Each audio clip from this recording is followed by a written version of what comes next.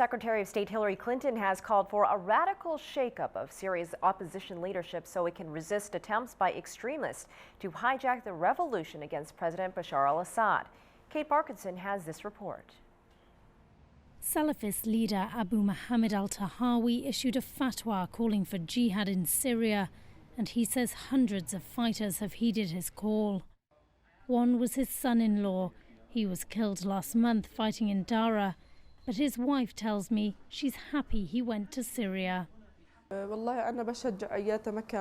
encourage anyone to go to the places where there is a jihad to fight for justice. I still believe my sons should go to jihad.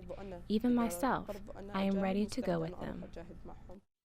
Abu Sayyaf, the head of the Salafi jihadi group that produced several al-Qaeda-linked militants who fought in Iraq and Afghanistan, seen here after his release from prison last year, says his group is planning deadly attacks in Syria.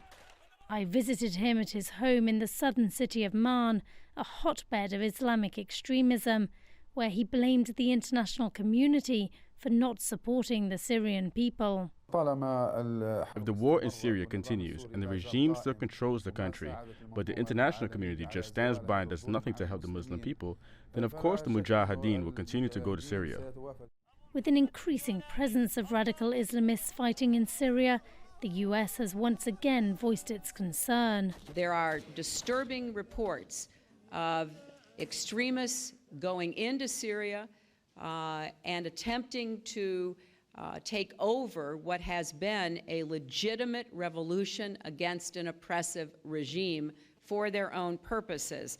Salafi jihadist leaders say for now at least their fighters have the same goal as the Free Syrian Army, to topple President Assad. The question is, what happens after Assad?